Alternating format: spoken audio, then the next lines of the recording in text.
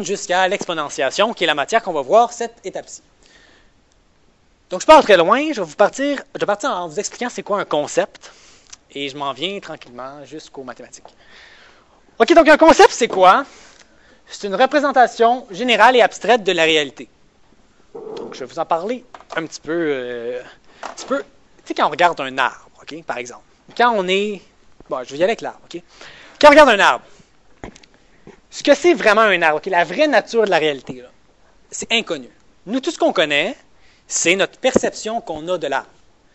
Tu sais, pensez, il y a comme un arbre qui est constitué de je ne sais pas trop quoi, qui envoie des rayons de lumière jusqu'à notre œil, qui est interprété par notre cerveau. Puis là, dans ma tête, je vois une image d'arbre. Puis ça, c'est pour moi, c'est ça un arbre. Okay? Donc l'arbre, dans le fond, il existe juste dans ma tête. Là. Le vrai arbre, je ne suis pas vraiment en contact avec lui. Je suis juste en contact avec lui par la perception que j'ai de l'arbre. Puis ça, c'est vrai pour n'importe quoi. Puis honnêtement, tout l'univers autour de moi, je suis juste conscient de lui dans ma tête. En dehors de ma tête, je ne sais pas vraiment si ça existe, si c'est présent, bon, peu importe.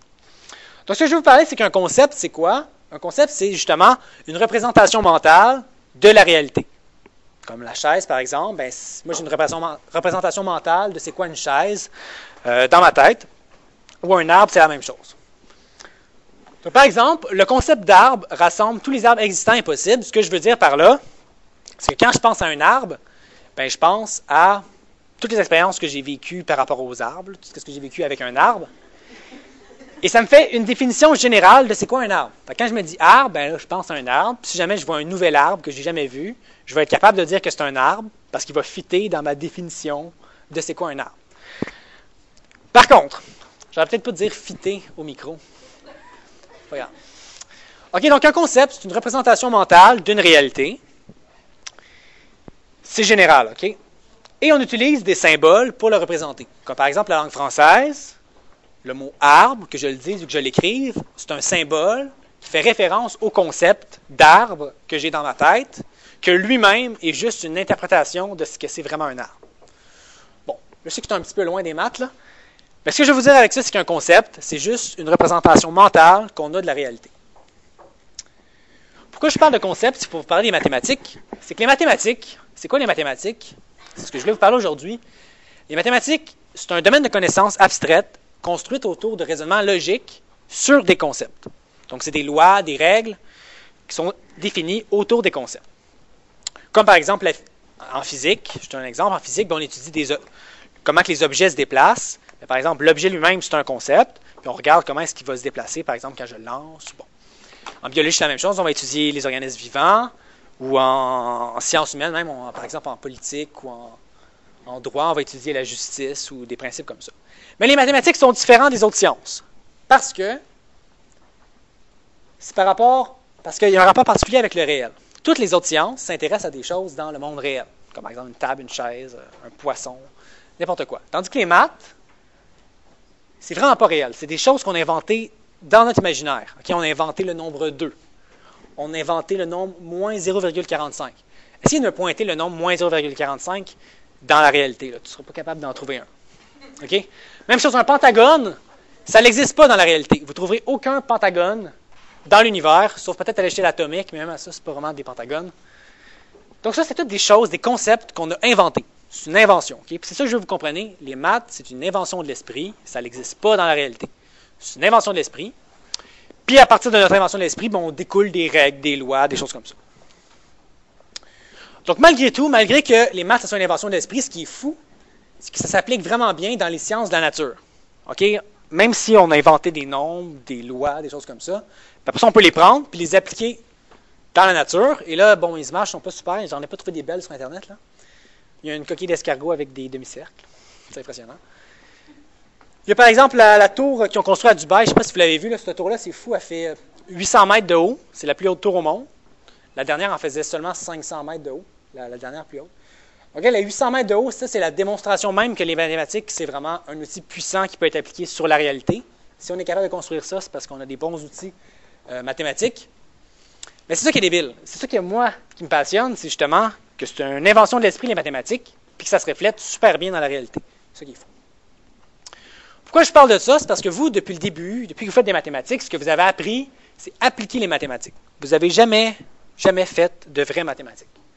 Okay, vous avez appris à appliquer les mathématiques, c'est-à-dire on vous a appris des formules, on vous a appris des nombres, des opérations, puis on va dire, répondez à des questions dans ce contexte-là. Ça, c'est appliquer des mathématiques. Faire des mathématiques, les vraies mathématiques, c'est quoi? C'est super créatif. Si vous allez à l'université en mathématiques, ou si vous avez des cours d'université en mathématiques, vous allez voir que les mathématiques, c'est inventer des objets, inventer des concepts, comme par exemple inventer une nouvelle sorte de nombre. Les nombres, tu donnes un nom, tu inventes ça. Donc, on invente des nouveaux objets, des concepts, puis on invente des relations entre les objets. C'est ça, les mathématiques pour vrai. Et après ça, on déduit les possibilités qui en découlent. C'est super créatif, mais c'est difficile, puis c'est pour ça qu'on vous demande juste de faire de l'application. Mais moi, ça me passionne vraiment. Je vous donne un exemple là, un petit peu plus concret, je vais essayer de le faire. Moi, j'ai inventé un jeu de cartes, là, ça s'appelle Happy Deathmatch. C'était pour jouer avec mes amis, là, c'était pas mal le fun. Peut-être vous le montrer un jour. Donc, j'ai inventé un jeu de cartes, puis je me suis rendu compte, en l'inventant, que c'était exactement comme faire des mathématiques. Puis que ça se reflétait dans tous les domaines de la vie en société. Quand j'ai inventé mon jeu de cartes, j'ai inventé des cartes. Puis chacune des cartes, c'est des objets. Okay? J'ai inventé des nouveaux objets. Ces cartes-là n'existaient pas. Je les ai inventées. Puis j'ai défini des relations entre les cartes. Ah, telle carte fait telle chose avec telle autre carte. OK? Donc, en inventant des objets, puis en définissant des relations entre les objets, il y a plein de possibilités qui en ont découlé, que je n'avais même pas imaginé. Puis là, mon jeu s'est construit. J'ai dit, ah, wow, c'est fou. Puis si je rajoute cette règle-là, ça va restreindre comment est-ce qu'on peut jouer avec les cartes. Si je rajoute une carte, ça va changer le système, bon, ainsi de suite. Ça, c'est un exemple que je trouve que c'est la même chose que faire des mathématiques. On invente des objets, on regarde les relations entre elles. J'ai un dernier exemple. Un génie civil, quelqu'un qui travaille en génie civil qui dit, ouais, ben les feux de circulation, moi, je vais inventer un nouveau type de feu de circulation. Ben, il invente un nouveau type d'objet qu'il va mettre en relation avec les feux de circulation qui existent déjà, puis il va déduire les possibilités qui en découlent. Si je rajoute ce feu de circulation-là, un nouveau type, mettons un feu bleu, qu'est-ce qui va en découler? Qu'est-ce qui va arriver si je mets un feu bleu là? Qu'est-ce qui en découle? Ça, c'est faire des vraies mathématiques.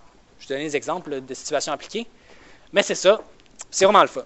Je vais essayer de vous le faire vivre d'ici la fin de l'année, là, mais c'est quand même difficile à faire au secondaire.